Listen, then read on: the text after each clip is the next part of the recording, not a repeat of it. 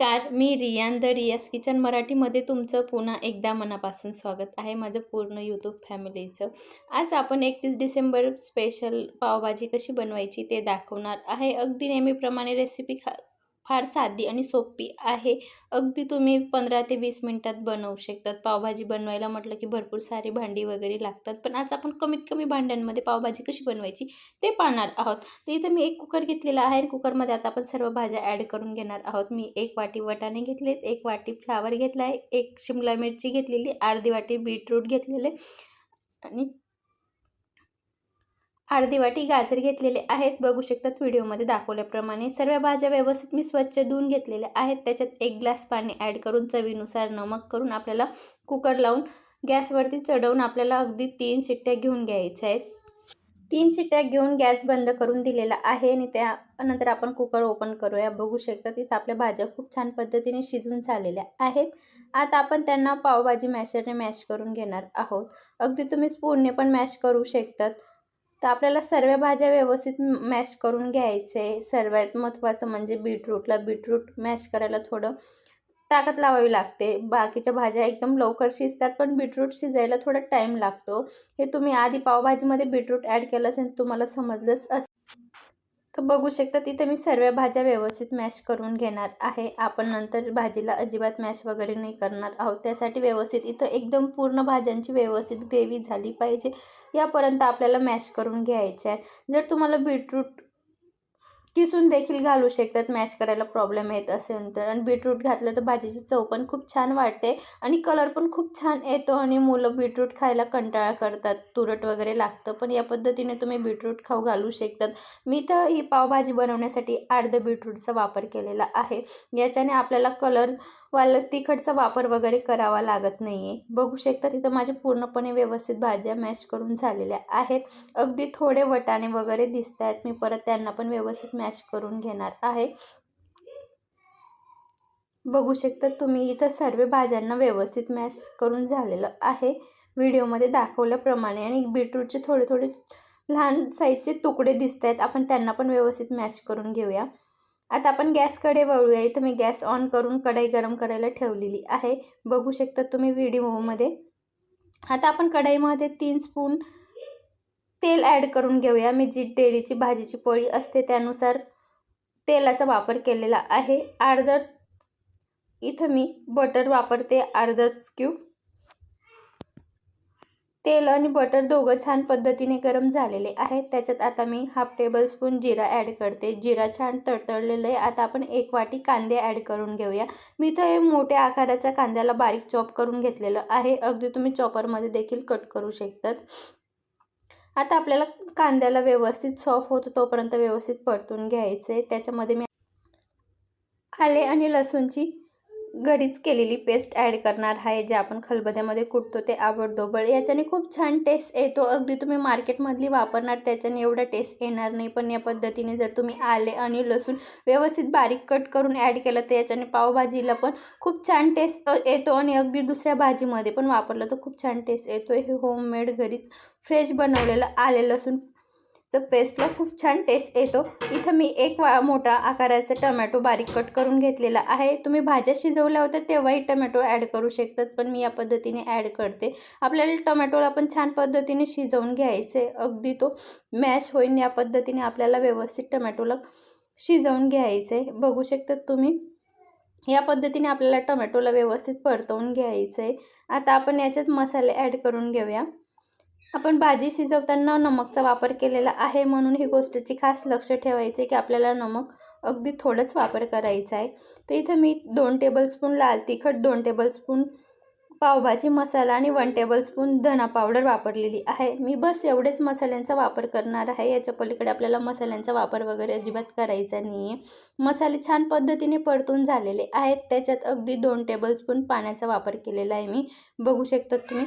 आपल्याला मसाल्यांना छान पद्धतीने शिजवून घ्यायचं आहे आणि टोमॅटोला पण छान पद्धतीने शिजवून घ्यायचे, अगदी पावभाजीमध्ये मिक्स होईन या पद्धतीने आपल्याला व्यवस्थित टोमॅटोला शिजवून घ्यायचे।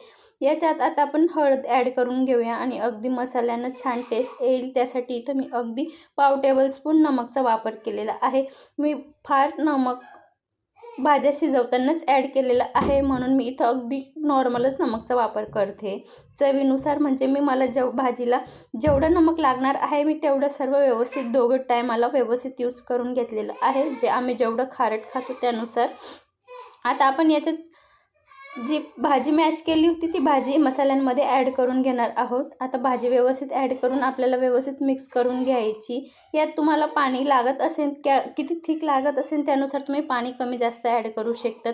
मी फक्त अगदी कुकरमध्ये अर्धा कप पाणी ॲड करून व्यवस्थित कुकरला धुवून ते ॲड केलेलं आहे. याच्या पलीकडे मी पाण्याचा अजिबात वापर वगैरे केलेला नाही. मी शिजवताना पण 1 ग्लास पाण्याचा वापर केलेला होता. आपण जे भाज्या वापरलेल्या आहेत त्या भाज्यांमध्ये फार पाणी वगैरे असतं, म्हणून एवढी पाण्याची गरज वगैरे पडली नाही. बघू शकता तुम्ही व्हिडिओमध्ये दाखवल्याप्रमाणे इथं आपली पावभाजी बनवून तयार झालेली आहे. खूप छान पद्धतीने उकळी पण आलेली. आता आपण सर्वात शेवटी बारीक कट करून कोथिंबीर ॲड करणार आहोत. बघू शकतात पावभाजी बनवायला फार सोपी आहे या पद्धतीने बनवली तर तुम्ही, आणि काटेला खूप छान पद्धतीने तरी पण येते. या पद्धतीने आपल्याला पावभाजी बनवून घ्यायची. तुम्ही नवीन असाल तर या पद्धतीने बनवली तर तुम्ही पहिल्या प्रयत्नात बनवू शकतात. घरी पाहुणे आले किंवा बड्डे ॲनिव्हर्सरी वगैरे असेल तर या दिवशी अगदी तुम्ही 15 ते 20 मिनिटात आरामात ही पावभाजी बनवू शकतात. अगदी बनवायला खूप सोपी आहे. मी तर आता बारीक कट करून कोथिंबीर ॲड करून दिलेली आहे आणि आता थोडं बटर ॲड करून आपली इथं पावभाजी बनवून तयार झालेली आहे. बघू शकतात किती छान झालेली आहे आणि टेस्ट तर खूप छान आहे. अगदी हॉटेलपेक्षा छान लागते. तर आता भरपूर प्रमाणामध्ये व्हेजिटेबल वगैरे पण येत आहेत, तर अगदी तुम्ही आरामात बनवू शकतात. व्हिडिओ कसा वाटला कमेंटमध्ये नक्की सांगा आणि ही रेसिपी तुम्ही कधी बनवताय ते पण मला नक्की सांगा. आता आपण दुसऱ्या रेसिपीला सुरुवात करूया.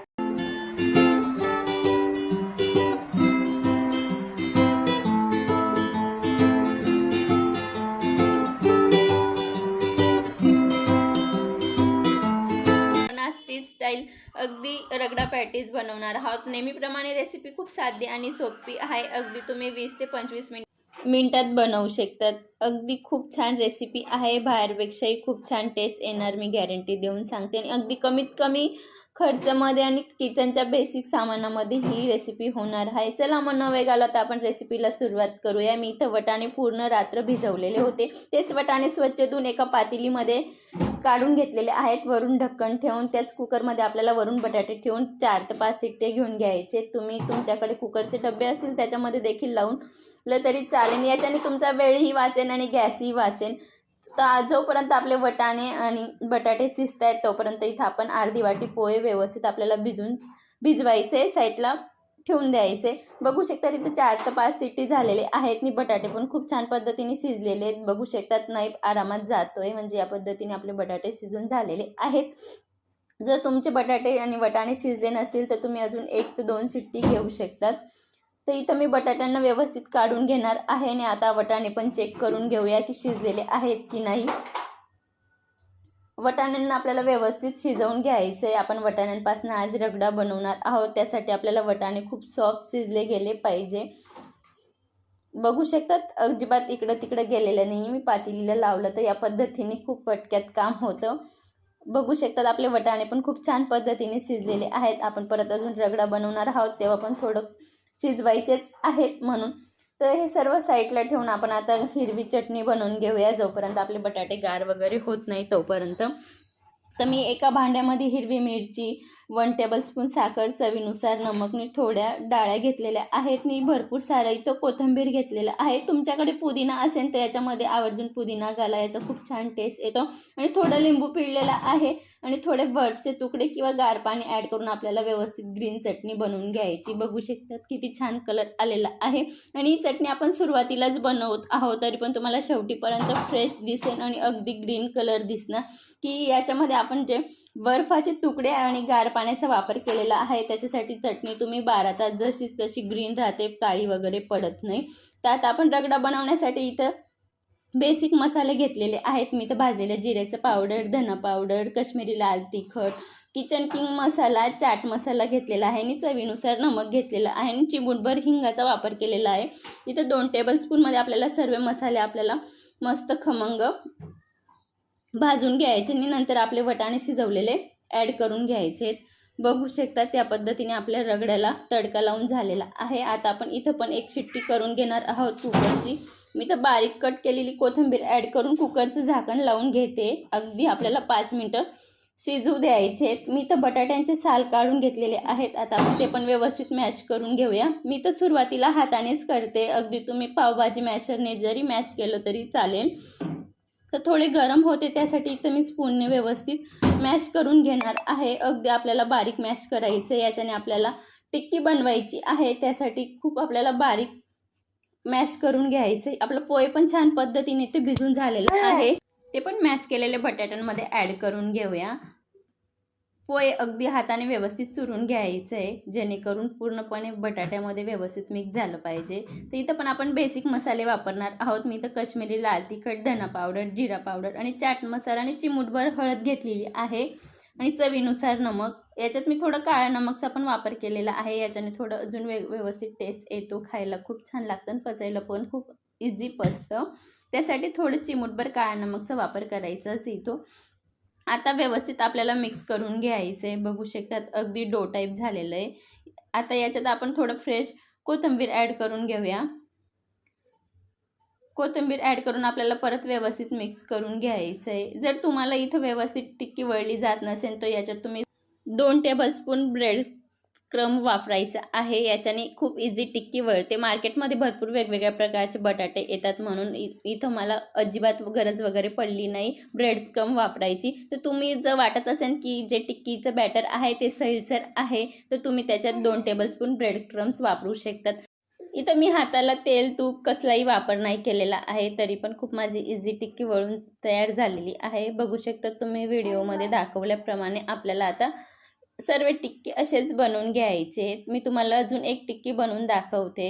बनवायला खूप सोपी आहे, म्हणून ही रेसिपी अगदी तुम्ही कधी तुम्हाला बाहेरसारखं खावंसं वाटलं तर तुमच्याकडे अर्धा तास वेळ असेल तर तुम्ही कधीही रेसिपी बनवू शकतात। बनवायला अगदी 25 ते 30 मिनिट लागतात जास्तीत जास्त। फक्त पूर्वतयारी आपल्याला वाटाणे भिजवून घालायची, बाकी कसली पूर्वतयारी करायची नाहीये। बघू शकता इथं माझी दुसरी पण आलू टिक्की वळून तयार झालेली आहे। आताच आपण असे सर्व आलू टिक्की बनवून घेणार आहोत।